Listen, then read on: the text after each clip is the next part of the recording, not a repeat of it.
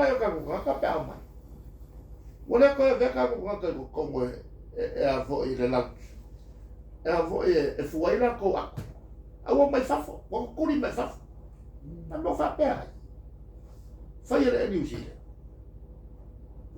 ya ala o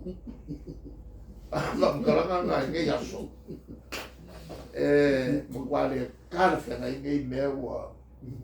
wa fai mai ele fenga malo lo nge ile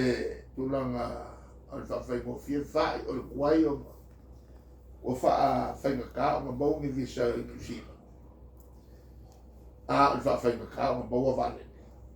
ko fa fenga ka kili ka o pasis wa ko me ia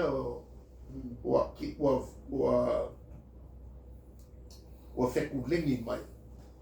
yo ka ko kaka a o le lopo la me afa ai wa o ka pena kala mai o ke vai a kwa fia lo alea e ala ka pena kala se mo fia o ma fe mala e o vo il campo in o visa le ngo walwai e ka sia o ka nyo ke le vani le mo mo ali ale kulanga nga i fe mala nga ia il tatu va ele ka se nga il ma fa wa o male va nga fa o fai le treatment le treat ai kako le vanga mo nga le vanga lo lua le kulanga le il mele mi sange ia America ma sainga o kako aku ai kama ia ku ngua kako kili malam kau kili fia malam fo in me misai ia ku kele sainga ma Amerika tau ale mama Rusia tau ale me kaua io kako kamai malo ale mo mai ngai so sangi mo kako kaka tau ale me fakau ongi me mo geopolitical issues mo o alfo yo le ngasu fa va malo fai kali la ko mo fai la ko papa o le melnge ave e fa mo e kama ya ko mo o le mo mai fa sang ya kinga e ka ko o le me fa la nga ko ma va e Australia mo New koso ku fu ka ko mo meu o meia pisai ia aku kelenge ole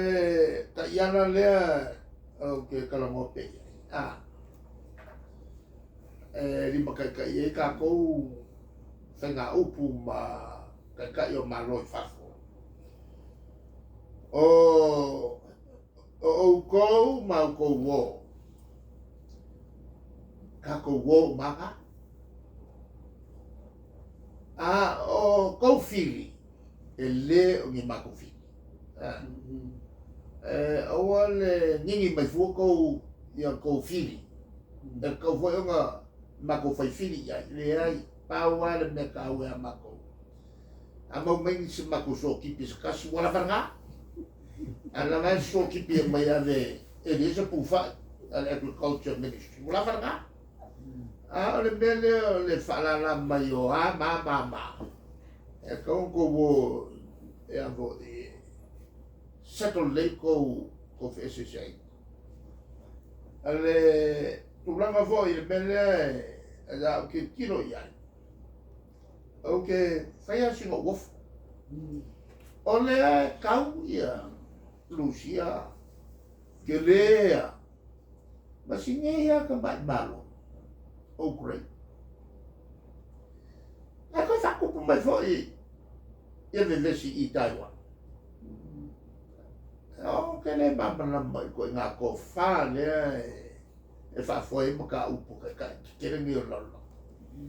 ona ya fai nga mai ana ka fo aku ka upu Rusia ia ma skama Ukraine lele wala la over man fasu ko li o lima su Afrika ka feo ki Rusia isi nge ya ka ma ya ku o sa o kere nga mo aku kere e wo ko ke vai ma na lo ka ma ya ku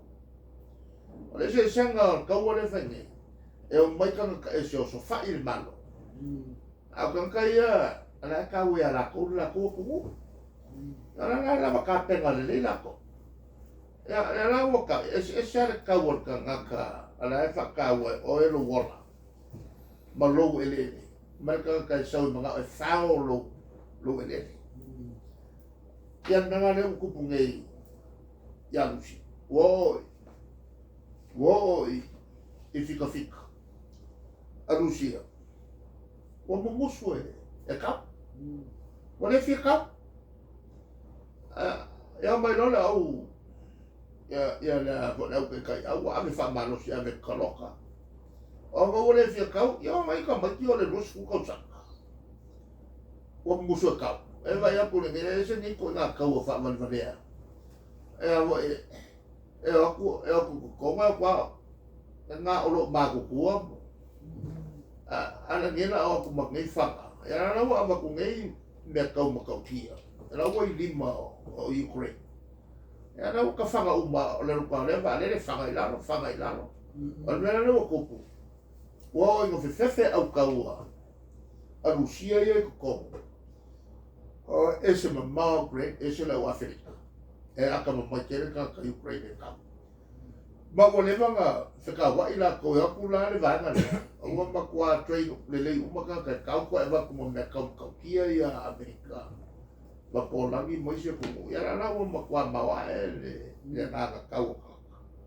o le la kau fo ku ye me le a fai no mai no langi a ko ai ko mangi fa mangi e fo le lamba o le a se singa a Perosi o Perosi o le fo fikala ya a mo ka lu al campus usa le a le ni pari ma se fa o le ana ia ku fu al fon kana me fa malo e nga lula ana ia ku me fa malo malo se si o ale ku fu fu pleska ale me le o le ana mai wa uma nga sengi fa nga uma fa uma al malo o vakasi il kausanga e fi sala fi kasi ale lako fai ngā whongo lua whiku lima vani. O le mele fai e malo wakasi. E malo uma. E kasi al malo seka. La la mea wa vivesi. E renga kaira. O le kausa ngā whiku sa nau whiku iwa whako a saingi e whenga inga. O whenga uo. Alo ia Amerika mseng. A whiku sa nau whiku iwa. Ma ko ka ko fiku lima usa la fa ka usanga ka lo ma sangi ka ko fe ngai ba a fa le wo ma sai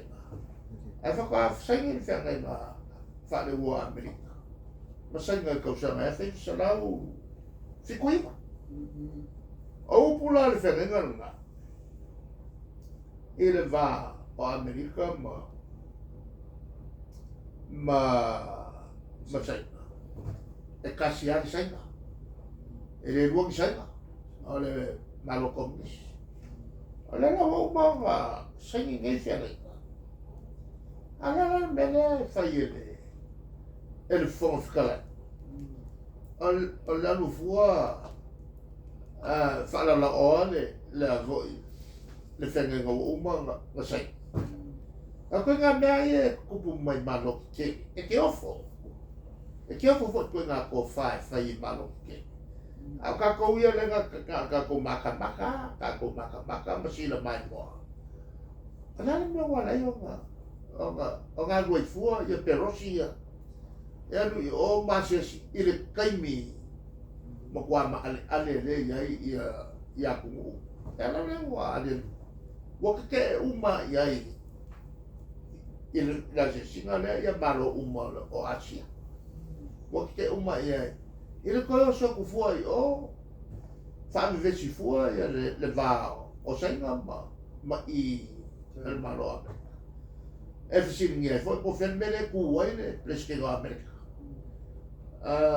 bela le kulanga o le vai na sa o sa le ko ku ngi pe sa le ko ngalu se visi fa pe ile va engale mai se malo e pe kako ile kan se ngai ngi be e pa wale me e vo e ka ku ki fai ale fa ko ia e o e vo e se to la pa u ko so io so fa le vesi fuori o le lo langi baka mo fira mai le ko ka ko ki ora ya o le banga long ko o le mtapu le o le il vaccini mai ma ko lulu le se matou alulu ma te nofu fai wa ia telefone matou tua mia fatupe e meio che le opinia allora io le silo ia e mo sala wa fa cara la pi e wi e le ia sa che si fai a questo solo un po' le kulanga ho le fencale o lo ia e vai ma fa pepe e tamai atu no e le asi vai ma fa fai le mo mia ia so sani e a wala ia rato fo I a sai nga se le e le umana nga fa tai nga ia musu ia mato foi vai nga a wala ku fa sa no ngani fa tai ia rato la mo mai pe ina e matou tau whainga ina ia whaola ola pēr se vaenga e whawhenga I manpano se vaenga I mawhai on tilo pa ele atu pola se matou whesoswan e wala I whautuanga manatu e le lau ku whawhonga mai e le ia se pēr sau le malo I mele o le visa o matou la leo ua whaleo ina le whina ngalo le tunu le e suru fai mai a mako fa leo I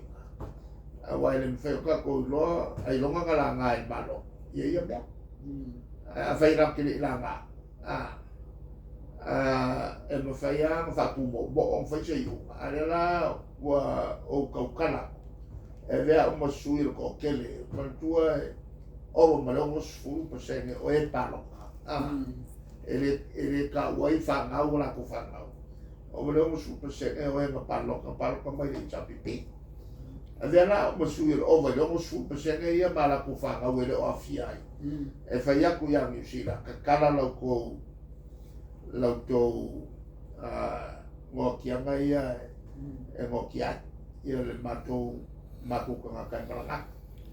a fai ko ke le fai mele e ala ni mai I o le ka alo le mele ko ke fai ko ke fa ka winga le friendship treaty a le ko ke ngofo ma so pala mai a fai fa lo mai au piko ma isi fai pulo le vanga le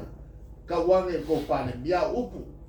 e le ka fe ngai le mele le mai bili ia sa mo I upu tau whaseki. E le mawhai o ngā se le whaia kaka, pēr whai whainga le o kue, e whai mo meo o a vo I o visa. Whai kanga wako. I le marama le kokero kanga ngai, inga kusere o mai le malo. E whai ei ia me whaporkiki al malo. E le o marama. Ai pawan me mama mai le Samoa o le loko e whaira nga visa ai ka lea bakua le nga marama e Samoa mai se le tūlanga o le whainga le whaia tātou tangata I o I New Zealand au mai e le fua kongo le o le launch pe o masangea o kukuri kua fuai la ko ako o le tulanga lana e a foi e whaktāua e matou e kau ke lei i a tatou tananga i e whai ia mai foi mai la i ne matou ruru menge o sainga a seringi whatengei o ngā peu silfia e a foi e limited for in the source of revenue ngi me paki e whanolanga e foi sele ni mai malo ia ale tulanga la na ale me fou le ma kuma ia ko kere no kula fo o sol e malo le la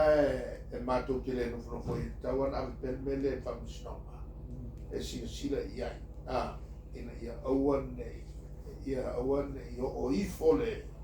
se mafou mo se fina ngalo ia fie me ma la kuvaena e alua ka ko le nganga fo le falano ki ngaka ko lo me se al falano ia o ngofo ia le mangungu e le fena ma to no mangungu le nga asoli lo ia kula fongo e so nga foi kula fongo malo ngala foi kula fongo al malo o le pui no tato trata mai winga fa so tu la fongo la vola na le e voi le si le la tele le se il lulu la sufit o se tema ai fa ma poco mai então nei il sfulu vai aso atoa e a foi fa mautu mai ia no mela matus a wa fa ele tusi ele au mai ele kau mai con se a wa fa ngofia a ngofo le si fa no mai lo ele no mela o se ala ia que ku se kauia wa fo lo ba ku se lo mai go ala fo mul mai ele me fa so tu la fono del na o tusi la ele tauia ele me fai o tu tono o se ela molatou a me se ia so tusi mana mai e tatou so mai fafo a fai o ia se fai na va no mai tusi o umano to mari ia fai na a fai mana o le si fai o le kuria mai sa o ine salo a kuria mai el vale le mobuasa wa a fai a leo la regular ia vale e me fai a ku yo a ka mai ni saso ma me ro nga luel ma ku komiki e fa kula e le con lore lulu e non ne te wo ni se fa pe e tolo lulu o lulu o malo ia fai o a usa fa foia o vo inga a makamea e fa kula nga lulu ta pela o le lottery le sa fai le nga malo ni si lo mo sua fes le te mana tua na famous las fe iva selau o ia lua fe o ia fe selau por pasia le na malo ai ia lo tua vole i la lovaya oi la lovaya e con sua fe ku pe pico mawa nga so a ke se ku pe sa mo lu nga so la fe a saulo no ko sua fe 4 milion vai ia so nei fa fa foi nga la o me no lu e kasia le price ia se price kawa pe se la 1 milion a lu se la 1 milion a voi ai lu la fa ta una pe e no ma vo foi mo mas ka mai price pa wa me ma fo ia o que marlo ele fez era 1 milion a pena bona fa tu nga na ben ne lu ia se price tawo e cash ya ga un moye ka le la e se ile lu ile so ton wale na va tu sufitu e tau nei le lu ia pepa o le susulu su tasulua mai loa ma ko fakura ngaloa ma fa mu mela nga wa se ka kasi fo mu mela na nga uma nga se bo lo male a fo ma tama le tau fatat e la le manatu na to uma ia le ana la fo mai ile kautupe tau o mele a wala mai iska ka masani anga le kau mai te kau mai fo wa me me ba te na me mai fo e kai mi so o me me Paul kwa me ya ko ko le se me kau mai ale me o mai le account number fa o valu fiku valu lima o le kakasian ma ko account le i le sense ko pa wale o le account le tu falta mo small expenditure ANZ fa o valu fiku valu lima o mo era no fa o valu ANZ fa o valu fiku valu lima e sau kongwa le tu per fatta o a fo io o ticket so to no sa o ai to ia ma let us know ia le mesa wa ale mo i fa mo io mo bella ia mo issues i tangata wala mo ka wal media on ia one is finu ya on la so sul fitula seia ma seia le fa nga fo i mo le pinko e se te se no mela le tele o mo guru e va ko vo le sai e me fa ka ko mi ko mo kwa le nga ko nga lo winga o pe pa ko lu e pe pa nga balo e lu ka vo le sai o ke le o lu fa ka bana fa pe nga fa ya o lo lu ke ka wa nga se ka kas e le to sanga na fa ele si lulu sa so e no e calcia esa so tam sa mai anche o tu so ya tu ma to luona ma tu e calcia ma sa mia fa ma gulu me nga fa ma ko ma lo che fa sa fa le olma o lulu ma fa ya ele ma to mai lo le fa e ale lulu fa lima lenga se i fa mo ele mo se i mo mo sau ele fa kaua ko se i longa lua sau ele i fa kaua ko se i longa kon sau ele lor kusi ko se i longa fa sau ele mo wa ko se ala kule le se lo ko se mo mena se lo le se i mo mo sau mo fa ko se ngalo lua ko so o fa ko se ele ko so o fa se ele te fa lima so o fa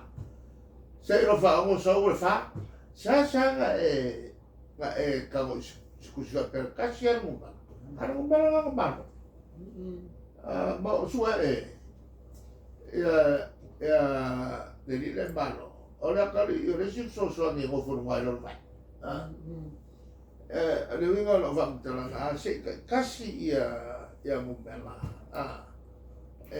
kusa uma ya equal chances for everybody mai e vo ma leo e ma ia ka pa leo fa mo bela